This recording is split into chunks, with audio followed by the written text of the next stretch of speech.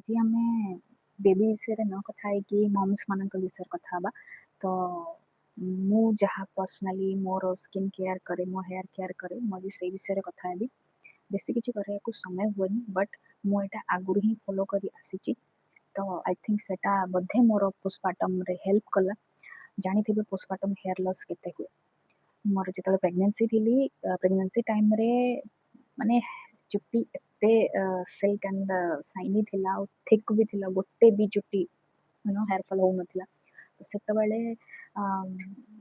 माने जो कहते हार्मोन्स एंड प्रोटीन्स आयरन सब जिनस तुम बॉडी की मिलला हमें टैबलेट्स वगैरह भी खाइलु आयरन कैल्शियम विटामिन्स सब जिनस खाइ तो जिते विटामिन्स मिलला सेते बॉडी को भी बेबी पई भलो हेयर पई भलो तुम स्किन पई भलो बट हाँ मोर से प्रेगनेंसी ग्लो फ्लो मोर से गुड़ा किसी नथिला तो सेटा कार आसो कार नहीं बट मोर नथिला एंड चुट्टी बहुत ही बढ़िया हो जाइतिला तापरे भी इमिडिएट झड़िलानी आफ्टर डेलीवरी आई थिंक गोटे मास कि 2 मास बेलू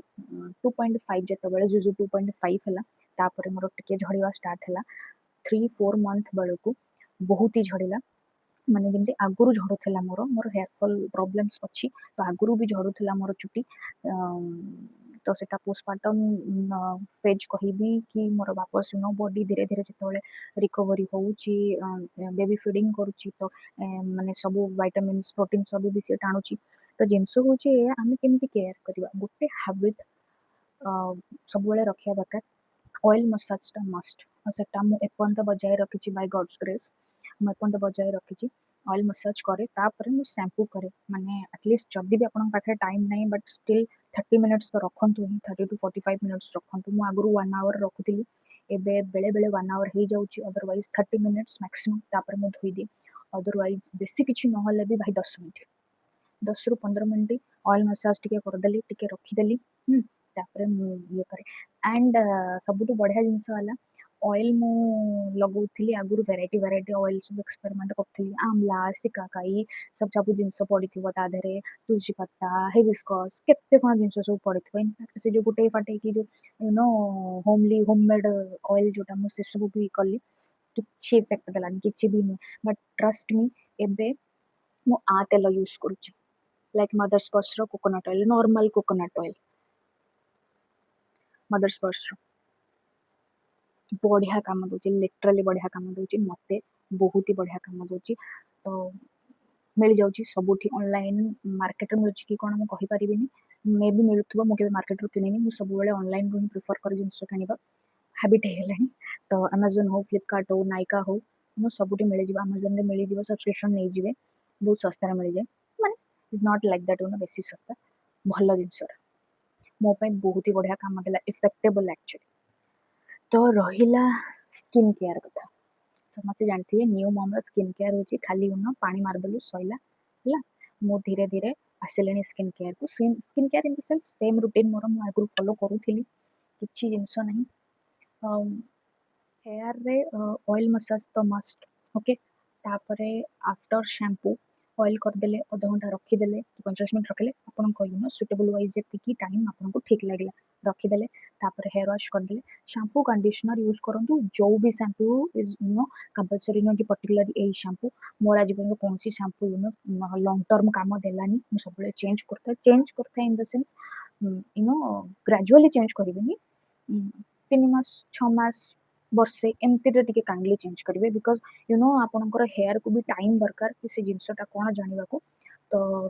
होप करुच्ची समस्त ये जिनसटा हेल्पफुल हम कि से शैम्पू बड़ बड़ ब्रांड्स ये सब मत से आज मैटर करनी कि हाँ यहाँ भल हम यहाँ खराब पड़ो मुझे फास्ट प्रोफेशनल वगैरह यूज करती बट नो यूज किसी भी लाभ है से सेम हेयर फॉल से सेम फ्रिजीनेस तो ये कंटिन्यूअस चलती मोर normal regular shampoo regular in the sense L'Oreal है कि जो केश कांति है ये सब जिन यूज करे तो एबे एटा भी मु बहुत टाइम है फॉलो करछि पाखापाखि 1-2 ईयर है एटा होची बेयर एनाटोमी रो एटा is like hair growth spray गोटे रोजमेरी आ राइस वाटर पड़ी अच्छी तादरे एक्चुअली बहुत लाइट पड़ुची देखा जाउनी आपण सर्च भी करदेबे Bare Anatomy rosemary and rice water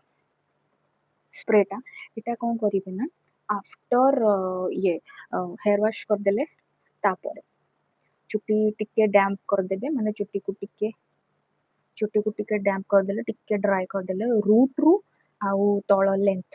भले कि स्प्रे करिवे आउ पूरा होल चुटी रे भी हल्का हल्का स्प्रे करिवे भला लॉक सिस्टम भी